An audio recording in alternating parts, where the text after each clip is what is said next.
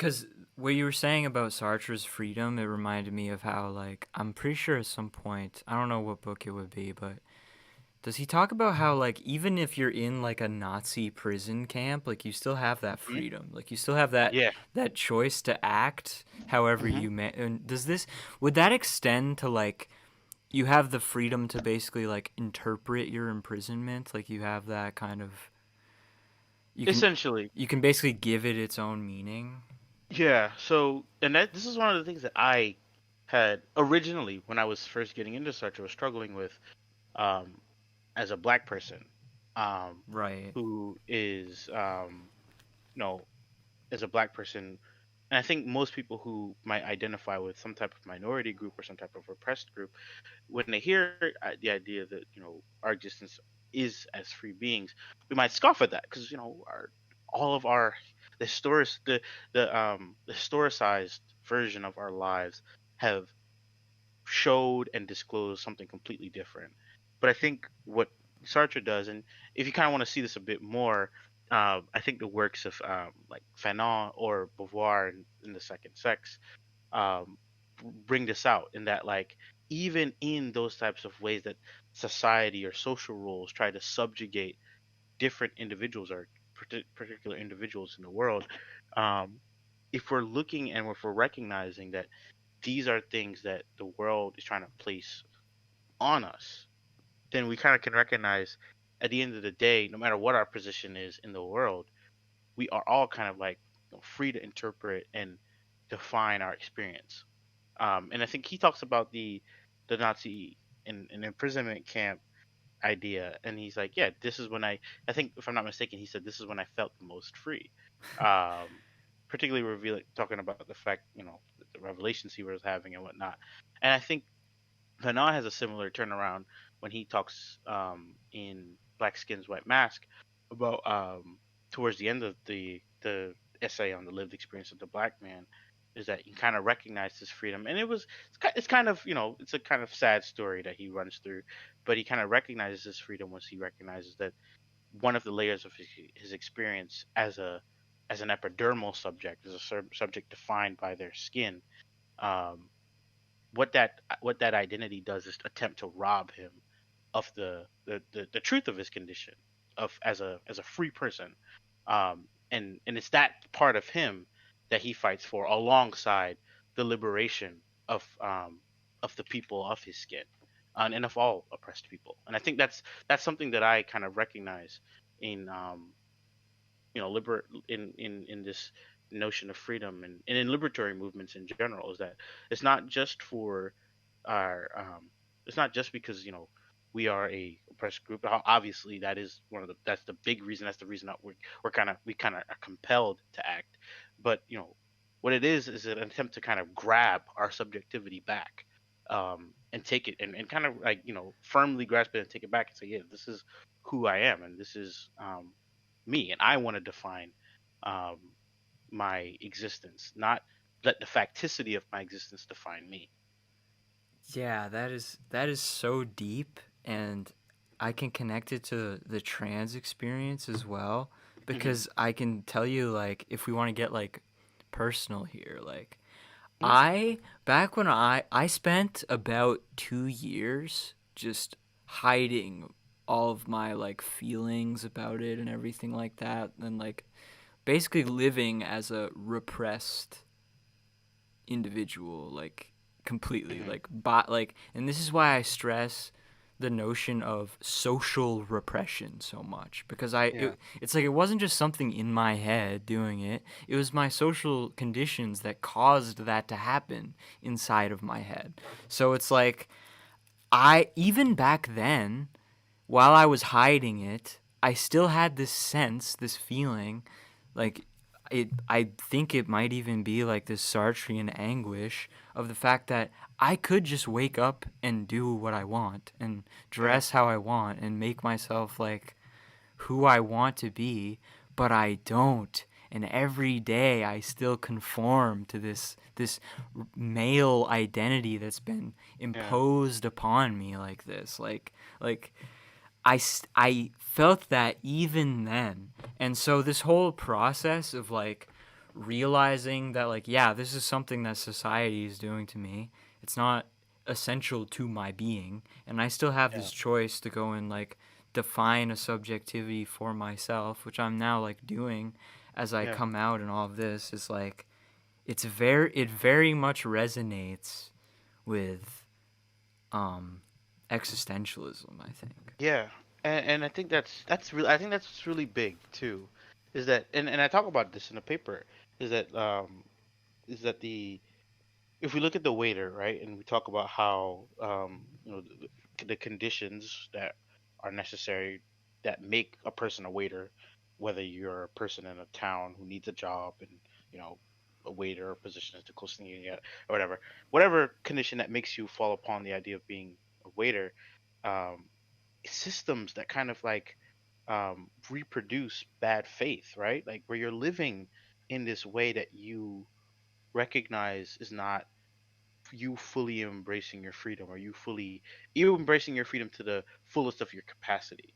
That is so often reproduced in our society in so Yeah. many different ways, at the level of work, or I mean at the level of labor, I should say, capitalism, at the level of gender identity in terms of um, you know our very extremely rigid gender norms, at the level of sexuality, at the level of all different ways of identity too.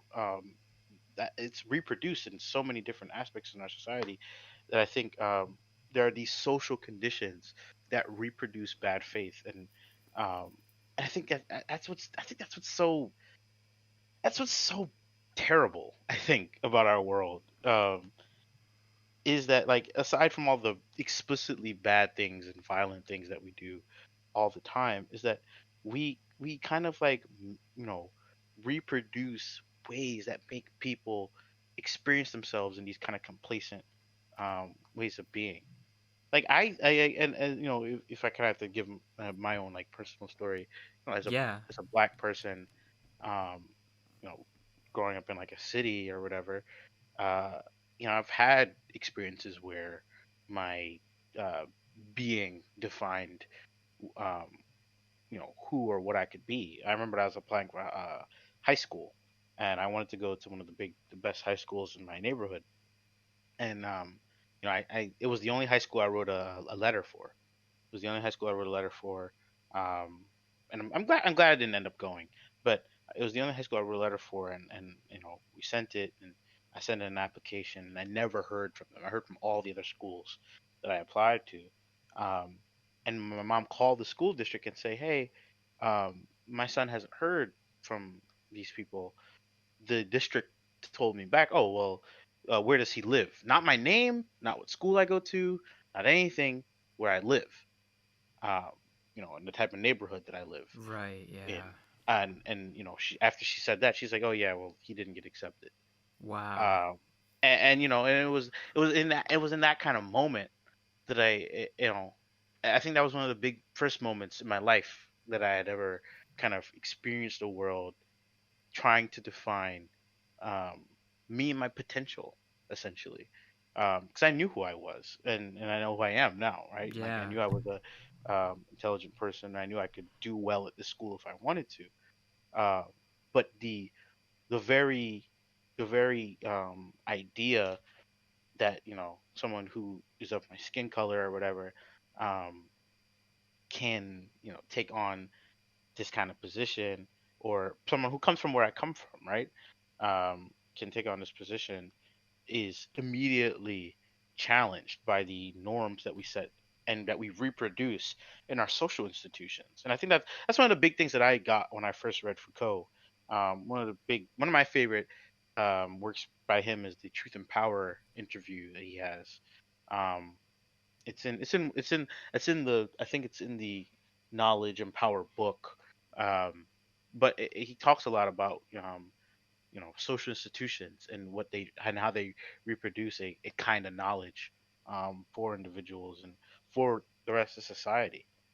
And I think a lot of people when they hear about like especially in deeper circles on the left, when they hear about identity politics, they kind of scoff or they think that it's not worth discussing.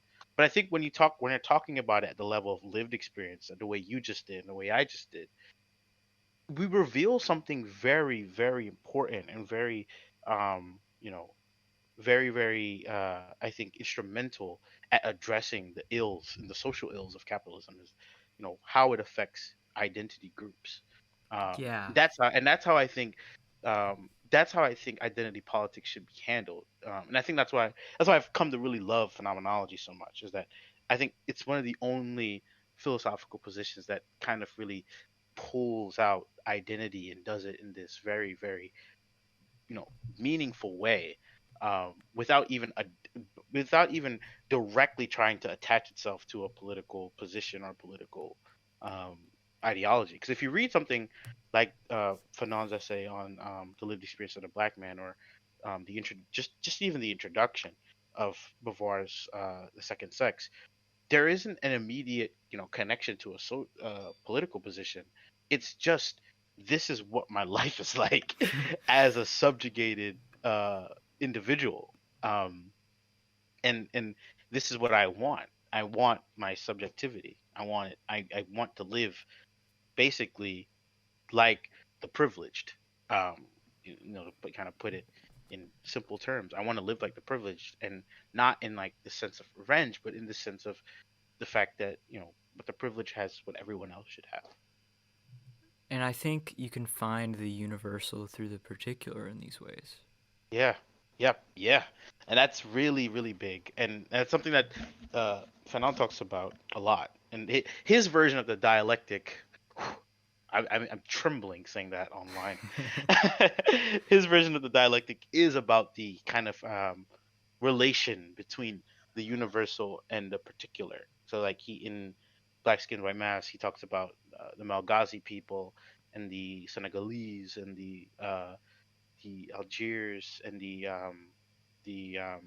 Martinique black man or black woman or black person. And he looks at each of those different, you know, particulars, right, and the types of experiences you have to draw out something about the experience of being black, the universal kind of experience of being black. And I think you could do this, and I think this is something that instead of running away from, leftists should be thinking about, um, in not only in identity, but in kind of in labor too, like I tried to do in the paper, is that this one particular position of the waiter, what does that say about labor overall under capitalism? Yeah.